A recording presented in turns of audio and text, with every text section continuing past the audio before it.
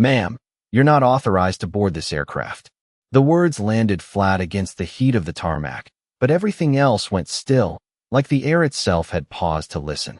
Ava Jackson didn't move. Not when the man stepped in front of her. Not when his hand hovered just a little too close, guiding her back as if she were lost. Around them, the private jet gleamed under the midday sun, its polished body reflecting sharp lines of light across the runway. The company logo stretching across the tail, like a quiet declaration of ownership no one seemed to read. A few ground crew members slowed their pace, glancing over, curious. Someone whispered. Someone else watched longer than they should have. Ava stood there in a simple charcoal coat.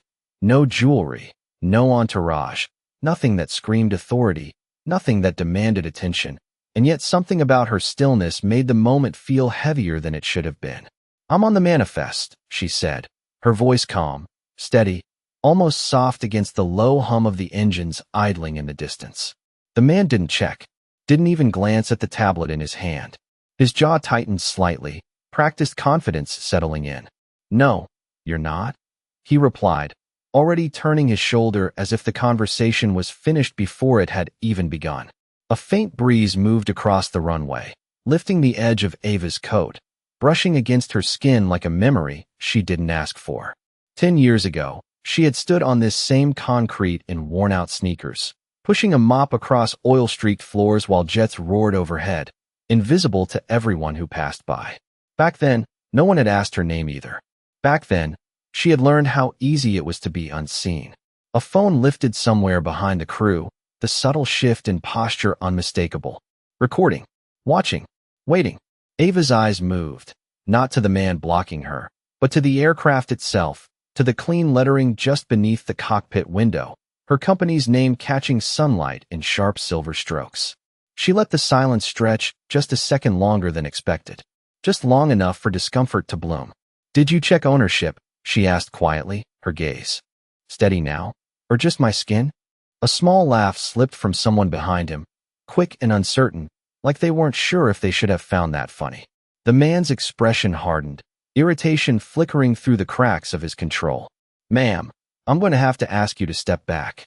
The words were firmer this time, louder, meant for the growing circle of attention as much as for her.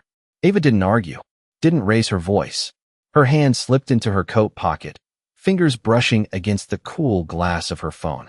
For a moment, everything narrowed to the sound of her own breath, steady, measured, grounded in something deeper than the moment unfolding in front of her. She pulled the phone out slowly, eyes never leaving his.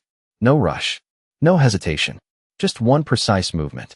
Her thumb hovered over the screen, then tapped once, and somewhere inside the system they trusted more than their own judgment, something shifted.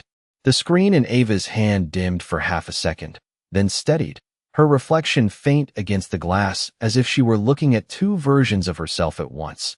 The woman standing on the tarmac, and the girl who once scrubbed it clean before sunrise, long before anyone important arrived, long before anyone bothered to notice who made the place shine. The man in front of her shifted his weight, impatience tightening his posture, his earpiece catching a flicker of static that made him glance upward for just a moment, barely noticeable, but enough. Behind him, one of the junior crew members checked his tablet again, slower this time, his brow creasing as he scrolled, then paused, then scrolled back like something did not line up the way it should. "Sir," the younger man murmured under his breath, but the supervisor waved him off without turning, too focused on maintaining control of a situation he believed was already handled. Ava noticed everything. The way confidence can harden into blindness. The way authority can become habit instead of thought. The way people decide who you are before they ever ask. A gust of wind rolled across the runway, carrying the distant scent of fuel and sun-warmed asphalt, brushing past the polished side of the jet where the company name gleamed again, untouched, undeniable. Ava let her eyes rest there for a second longer, not for them, but for herself, grounding in something real while the moment around her began to fracture in ways no one else had fully realized yet. Another device buzzed, then another, subtle at first, like a ripple moving under still water. A flight attendant glanced down at her phone, confusion flickering across her face before she quickly masked it, but not quickly enough. The junior crew member spoke again, a little louder this time. Sir, there is an update in the system. His voice edged with uncertainty, not defiance, just the quiet shift that happens when something expected turns unfamiliar. The supervisor exhaled sharply, irritation slipping through. Handle it later, he said, still not looking, still holding his position in front of Ava like a barrier that had already won. Ava said nothing. She did not need to. Her silence stretched again, but this time it was different, heavier, anchored, like something inevitable had already been set in motion. She slipped her phone back into her pocket with the same calm precision she had taken it out, her posture unchanged, her gaze steady, patient in a way that did not come from waiting, but from knowing. A memory flickered through her mind without warning, her younger self standing outside a locked office door, listening to voices inside discussing decisions that would affect her life, decisions she was never invited to be part of, decisions made by people who never thought she would one day sit at the head of that same table. Back then, she had learned to listen carefully, to watch closely, to move when it mattered. The present snapped back into place as the supervisor's earpiece crackled again, louder this time, sharp enough that he finally reached up and pressed it, his expression shifting just slightly as he listened, not fully understanding yet, but no longer certain either. Repeat that, he said quietly, the first crack in his certainty. Around them, the air felt different now, tighter, like something unseen had entered the space and changed its weight. Ava did not move. Not when. His eyes finally met hers again. Not when the confidence in his stance began to falter, just a fraction, just enough to be felt. She had been underestimated before. She had been dismissed before. But she had also learned something they had not. Systems do not argue. Systems do not guess. Systems simply reveal what is true when someone knows exactly where to press. The supervisor's expression tightened as the voice in his earpiece continued, no longer background noise but something sharp, insistent, impossible to ignore, and for the first time since this moment began, he stepped back half an inch, not enough for anyone to call it retreat, but enough to break the illusion of control he had been holding on to. Say that again, he repeated, quieter now, his tone no longer directed at Ava, but at the system he trusted more than his own judgment, and around him. The crew felt it, that subtle shift when authority begins to question itself. The junior crew member was no longer pretending to scroll casually, his eyes fixed on the screen, fingers frozen as if one wrong movement might make the information disappear. Sir, the aircraft registration, it is not matching the manifest override, he said, his voice low but steady, carrying just enough for the others nearby to hear. Another phone buzzed, then another, the rhythm building, no longer random, no longer dismissible. Ava remained still, her posture unchanged, but her presence now felt different, no longer someone being managed, but someone waiting for a realization to catch up. The sunlight reflected off the jet again, brighter this time, or maybe it only seemed that way because more eyes were finally looking in the right direction.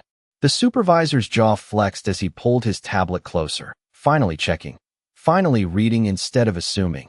And the moment his eyes scanned the line that mattered, something in his face shifted, not dramatically, not instantly, but enough that the confidence he wore like a uniform no longer fit the same way. This does not make sense, he muttered, more to himself than to anyone else. But Ava heard it, just like she heard everything else, the hesitation, the recalculation, the quiet unraveling of certainty.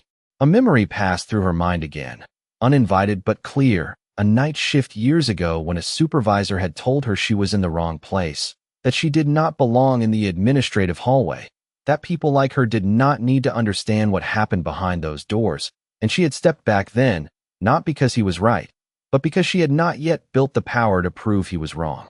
That version of her would not recognize this moment, but it was built from it.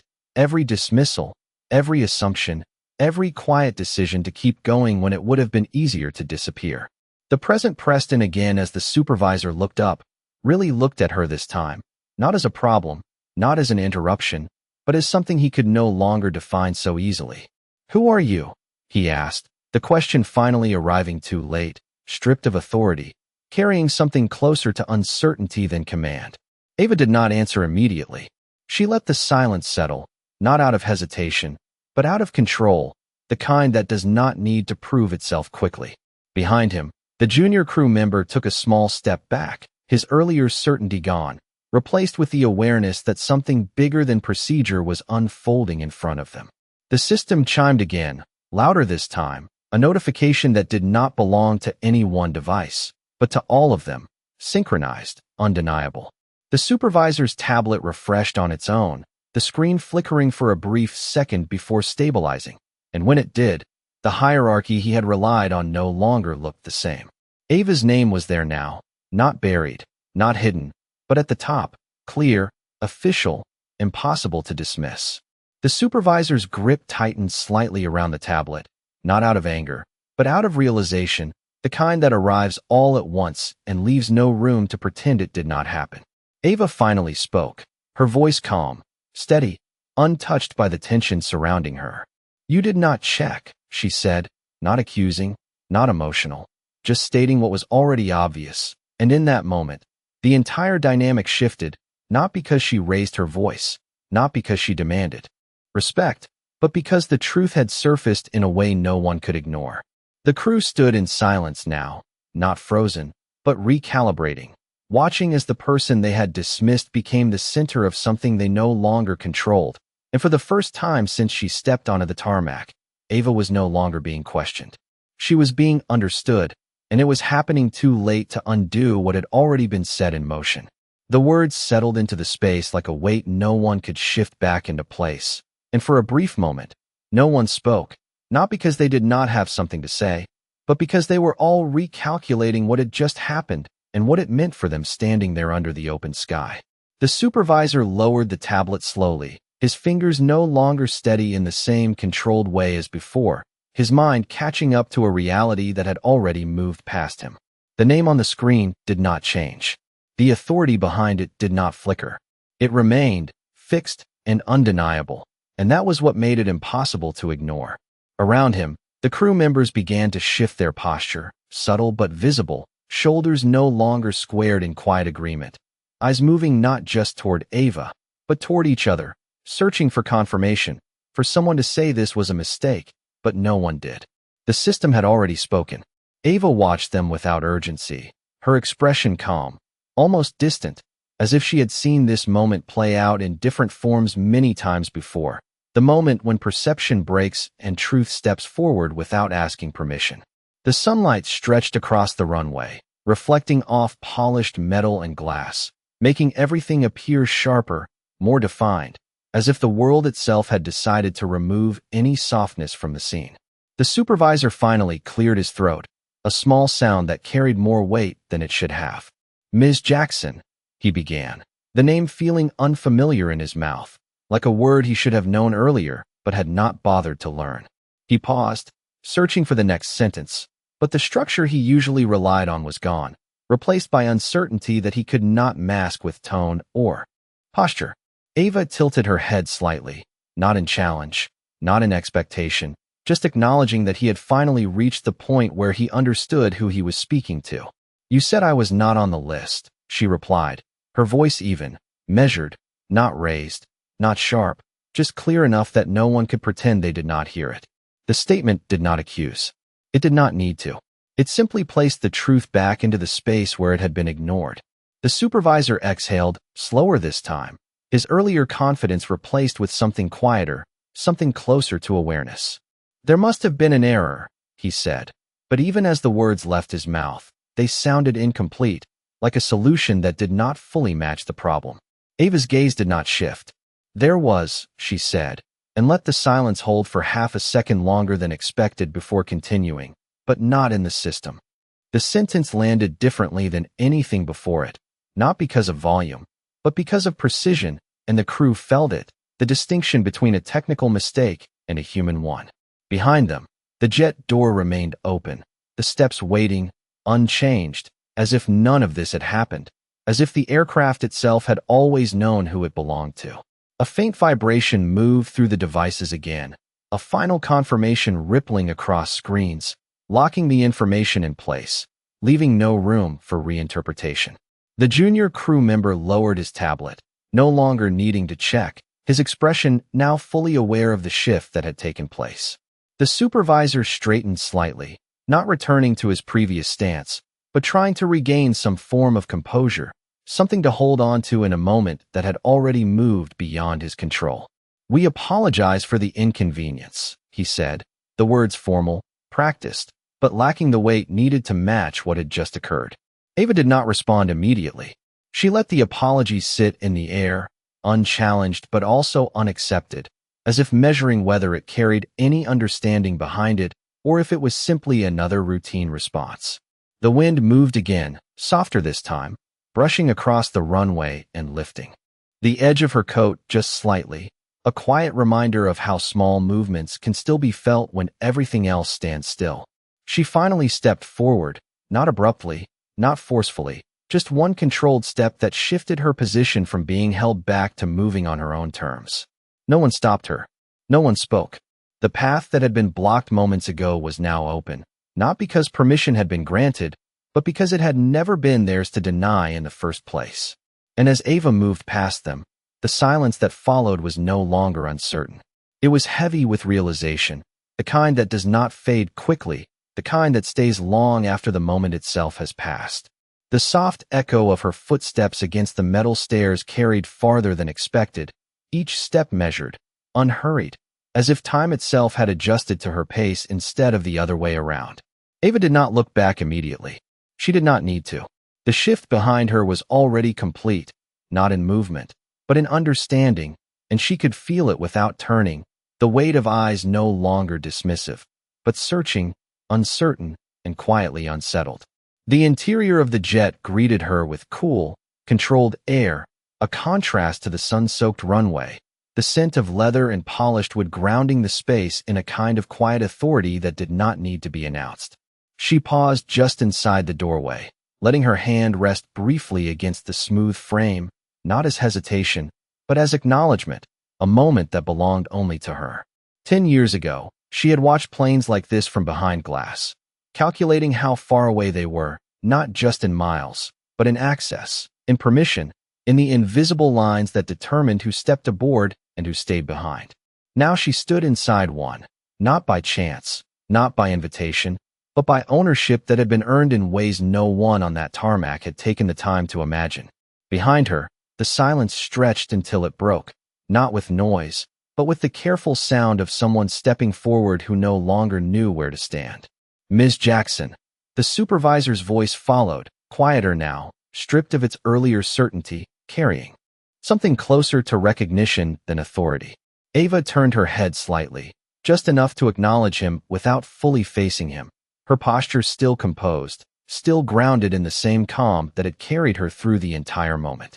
He stood at the base of the steps now, no longer blocking, no longer leading, but positioned somewhere in between, unsure of how to bridge the space that had formed. The crew behind him remained still, their earlier confidence replaced with a kind of awareness that settled into their shoulders and softened their expressions. "We were not informed," he continued, the explanation coming carefully, each word chosen as if precision could repair what had already been revealed. Ava let the statement rest for a second, her eyes moving briefly across the interior of the cabin before returning to him, not dismissing, but not accepting the explanation either. "Information was available," she replied, her voice even, controlled, not raised, not sharp, just clear enough to hold its place in the quiet. The distinction lingered in the air, simple but exact, separating what was missing from what had been ignored. The supervisor nodded slightly, the motion small but real, as if something in that sentence had reached him in a way the earlier system alert had not. Another pause settled between them, not empty, but full of the kind of reflection that does not happen quickly. The wind moved again outside, softer now, brushing against the side of the aircraft, a low, steady sound that seemed to underline the stillness inside. Ava stepped further into the cabin, her shoes making a muted sound against the polished floor, each step reinforcing the quiet shift that had already taken place. She moved past the first row of seats, her gaze steady, her pace unbroken, as if the tension outside had never had the power to follow her inside. Behind her, the supervisor remained where he was, not stepping forward, not retreating, caught in the space between action and understanding. He looked down at the tablet in his hand once more, not to verify, but to confront the reality of what he had overlooked, the name still there, unchanged, now carrying a weight it had not held before. Ava reached the center of the cabin and paused again, this time turning fully, her expression calm, her presence filling the space without effort. She did not raise her voice. She did not escalate. She simply met his eyes one last time, the distance between them now defined not by position, but by awareness. And in that quiet moment, the difference between authority and assumption stood clear, no longer blurred, no longer interchangeable. Outside, the runway stretched on, unchanged, but inside, something had shifted in a way that would not return to what it had been before. The cabin settled into a quiet that felt different from silence, not empty, but full, like something important had just been placed gently into the room, and everyone could feel it even without words. Ava moved toward the window, the soft hum of the aircraft surrounding her, steady and controlled, a sound she had once listened to from far away without ever imagining it would one day feel familiar. Outside, the runway stretched wide under the afternoon light, heat rising in slow waves, blurring the edges of everything just enough to remind her how easily perspective can shift depending on where you stand. She rested her fingertips lightly against the cool surface of the window, her reflection faint, layered over the image of the world beyond it, past and present overlapping in a way that did not need explanation. For a moment, she closed her eyes, not to escape the moment, but to feel it fully, the quiet weight of everything that had led here, every dismissal, every overlooked opportunity, every time she had been told without words that she did not belong in spaces like this. Back then, she had learned to observe more than she spoke, to understand systems before challenging them, to build something strong enough that one day she would not have to ask for recognition. It would be unavoidable. Behind her, the faint sound of movement returned, careful, restrained, as if the people outside the cabin were no longer certain how their presence would be received. No one rushed. No one spoke loudly. Even the air seemed to move more slowly, as if the entire scene had entered a different rhythm. Ava opened her eyes again, her gaze steady, her breathing even, grounded in something deeper than the moment itself. She did not turn around immediately. She did not need to. She knew they were still there, standing in the space where assumption had just been replaced with understanding, trying to find their place in a situation that no longer followed the pattern they were used to. A faint chime echoed through the cabin, a system confirmation, quiet but precise, reinforcing what had already been established, locking it into place with a finality that did not require repetition. Ava let her hand fall from the window, the cool surface giving way to the warmth of the cabin air, and took a slow step forward, deeper into the space that was hers, not by chance, not by perception, but by reality that no one could now deny. She paused near one of the seats, running her fingers lightly along the edge of the leather, not out of distraction, but as a grounding gesture, something tangible in a moment filled with intangible shifts. The softness of the material contrasted with the firmness of everything she had built to reach this point, a quiet reminder that strength does not always look the way people expect it to. Outside, a distant engine started, the low rumble carrying across the runway, blending into the steady hum already present, creating a layered sound that felt almost like a breath being taken by the world itself. Ava finally turned her head slightly, not fully, just enough to acknowledge the presence behind her, her expression calm, composed, untouched by any need to prove or defend. She had already done that long before this moment ever happened. The difference now was that others were finally seeing it. And in that quiet space between action and response, something settled, not just in the room, but in the people standing just outside it. A realization that would stay with them long after the sound of engines faded and the runway emptied. Because some moments do not end when they are over. They continue in the way people remember them, in the way they see differently the next time, in the way they choose, or fail, to look more closely before deciding who someone is. The supervisor remained at the threshold longer than he expected, as if crossing into the cabin required more than a single step, as if it required him to leave something behind that he had carried for years without ever questioning it. The hum of the aircraft wrapped around the moment, steady and indifferent, while the system notifications settled into silence, their job complete, their message delivered without emotion. He took one step forward, then stopped again, his eyes moving across the interior not with authority, but with awareness, noticing details he would have overlooked before, the precision of the space, the quiet control, the kind of order that did not need to announce itself. Ava stood near the center of the cabin, composed, her presence anchored in a way that made everything else feel temporary by comparison. She did not rush him. She did not fill the silence. She let it do what it needed to do. The supervisor's voice came again, softer now, no longer trying to manage the situation, but trying to understand it. "We followed protocol," he said, the words careful, not defensive, but searching, as if he was trying to trace the line between what he had done and what he should have done differently. Ava turned slightly, meeting his gaze fully this time, her expression calm, not distant, but clear. "Protocol is only as accurate as the people who apply it," she replied, her tone steady, measured, carrying more weight than any raised voice could. The sentence did not challenge him. It invited him to see. He nodded slowly, the motion unforced, the first sign that something had shifted inside him, not just in response to authority, but in recognition of something deeper, something he had not been trained to consider. Behind him, the crew remained near the entrance, their earlier confidence replaced with quiet observation, each of them processing the moment in their own way, their roles suddenly feeling smaller in the presence of something larger than routine. The sunlight outside shifted slightly, the angle changing, casting longer reflections across the polished surfaces, softening the sharp edges of the scene, as if the world itself was easing into a different understanding. Ava took a small step forward, not toward him, but toward the aisle, grounding herself again in the space she had built, her movement deliberate, controlled, unhurried. "You did your job," she continued, not as dismissal, but as acknowledgement, her voice carrying a calm that did not erase what had happened, but did not escalate it either. "But you did not look closely." The distinction settled between them, simple, undeniable. The supervisor exhaled quietly, the breath carrying more than just air, carrying realization, carrying the weight of a moment that would not be forgotten quickly.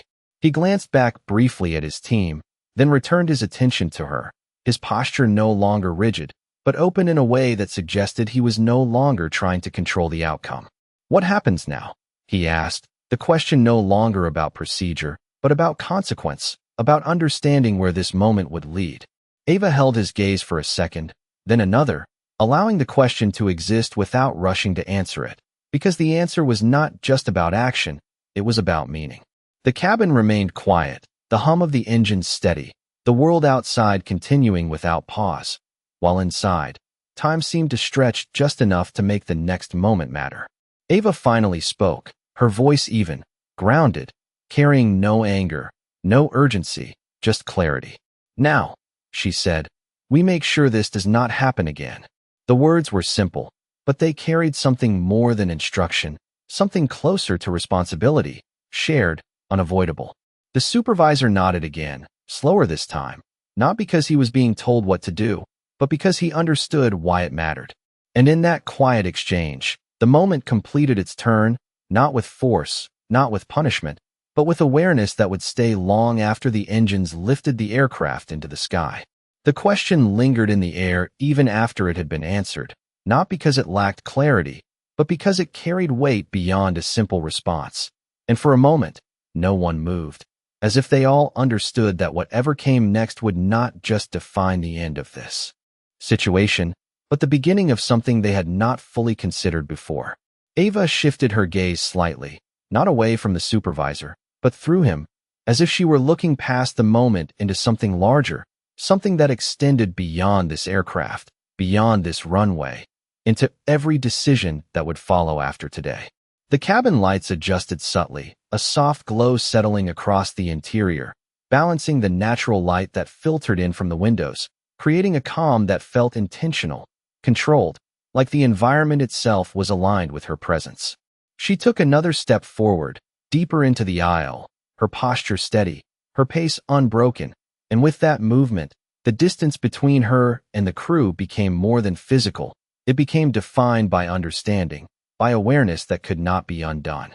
"This is not about a mistake," she said quietly, her voice carrying through the cabin without force, reaching each person standing there with a clarity that made it impossible to dismiss. Mistakes can be corrected. She paused for half a second, not searching for words, but allowing them to land with precision. This was a decision. The distinction settled into the room, heavier than before, not accusatory, but undeniable, and the crew felt it, each in their own way. The realization that what had happened was not just a lapse, but a reflection of something deeper, something unexamined. The supervisor lowered his gaze briefly, not out of shame alone, but out of recognition, the kind that does not come from being told, but from finally seeing something that had always been there. "I understand," he said, though his voice carried the uncertainty of someone still processing what understanding truly required. Ava did not respond immediately. She moved toward the window again, the outside world stretching endlessly under the afternoon sky, planes in the distance preparing for departure, systems moving, schedules continuing, as if nothing had changed, even though something had. She rested her hand lightly against the seat beside her, grounding herself once more, her presence calm, unwavering. "Accountability is not about punishment," she continued, her tone steady, measured, not raised, not softened, just clear. "It is about responsibility." The words were simple, but they held a structure that went beyond the moment, a framework that extended into everything they represented. Behind the supervisor, one of the crew members shifted slightly, her posture no longer defensive, her expression thoughtful, as if the moment had reached her in a way that protocol never had. Another looked down at his hands, not out of avoidance, but out of reflection, the quiet kind that does not need to be seen to be real. Ava turned back toward them fully now, her eyes steady, her presence filling the space without effort, not demanding attention, but commanding it through clarity alone. "You represent more than procedures," she said, her voice carrying a quiet strength that did not need to rise to be heard. "You represent judgment." The supervisor looked up again, meeting her gaze, this time without resistance, without assumption, just with a willingness to listen that had not been there before. The moment stretched, not uncomfortably, but with intention, as if it needed to exist long enough to be understood fully. Ava took one final step forward, stopping just short of the center aisle, her posture still composed, still grounded in the same calm that had carried her from the tarmac to this point. "And judgment," she added softly, "should never be based on what you think you see." The sentence settled into the cabin, not as a reprimand, but as a truth that could not be argued with. Not now, not after everything that had unfolded. Outside, the engines of another aircraft roared to life, the sound rising briefly before fading into the distance, a reminder that movement continued, that time did not pause for understanding, but that understanding, once reached, could change what came next. And in that quiet, steady space, something shifted again, not in authority, not in control, but in perspective, the kind that stays, the kind that changes how the next moment is seen before it even begins. The cabin fell into a stillness that no longer needed to be explained, not tense, not uncertain, but settled, like a surface that had finally stopped rippling after something heavy had passed through it. And for a long second, no one spoke, not because they were waiting for permission, but because there was nothing left to say that had not already been understood. Ava turned her gaze back toward the window, the runway stretching far beyond what the eye could follow, lines fading into distance, merging with heat and light until everything softened into a horizon that did not belong to anyone, and yet somehow reflected everything that had just taken place. The reflection in the glass was clearer now, her figure steady, grounded, no longer layered with doubt or interruption, just present, fully, completely, without needing to be acknowledged to exist. Behind her, the supervisor remained where he stood, not frozen, not uncertain anymore, but quiet in a way that suggested something had shifted beneath the surface, something that would not be undone by time or routine. The crew beside him held the same stillness, not from fear, but from recognition, the kind that arrives slowly and stays long after the moment ends, changing small things first, then larger ones, until even the way they look at someone begins to carry more weight than before. Ava let her hand rest lightly against the seat beside her, the leather cool and smooth, grounding her again in the present, reminding her that this space was not symbolic, it was real, earned, built piece by piece in moments no one else had seen. She took a slow breath, steady and even, then another, not to calm herself, but to mark the moment quietly, without needing to announce it. Outside, the engines began to build, a low hum rising into a steady vibration that moved through the cabin floor, subtle at first, then stronger, like the beginning of motion that could not be reversed once it started. Ava turned slightly, just enough to look back toward the open doorway, toward the figures who now stood without blocking, without questioning, simply watching, learning in silence. She did not smile. She did not speak again. She did not need to. Some moments do not require words to close them. Only presence. Only the quiet certainty of what has been seen and what cannot be unseen. The supervisor lowered his gaze for a brief second, not out of defeat, but out of respect, the kind that is not demanded but formed in understanding. And when he looked up again, his posture had changed, not dramatically, but enough that the difference could be felt rather than described. Ava held that moment for a fraction longer, then turned back toward the front of the cabin, her steps soft against the floor as she moved forward, each one measured, each one carrying her further into a space that had always been hers, even when others could not see it. The door behind her began to close with a slow, deliberate motion, the outside light narrowing into a thin line before fading completely, sealing the cabin into its own quiet world, separate from the noise, the assumptions, the misjudgments left behind on the runway. The engines rose in pitch, the vibration deepening, the aircraft preparing to move, to lift, to leave the ground that had once defined who was allowed to stand where. Ava reached the front of the cabin and paused one last time, not turning back, not looking for confirmation, just standing still as the motion began, as the aircraft rolled forward, smooth, controlled, inevitable. Outside, the runway passed beneath them, lines blurring into speed, distance closing into departure, and inside, there was only the steady sound of ascent and the quiet, unspoken truth that remained, not loud, not dramatic, but clear in the way it settled into the air. Some people are not overlooked because they lack presence, but because others have not learned how to see. And once they do, everything changes, not all at once, but enough to ensure that the next moment will never look the same again.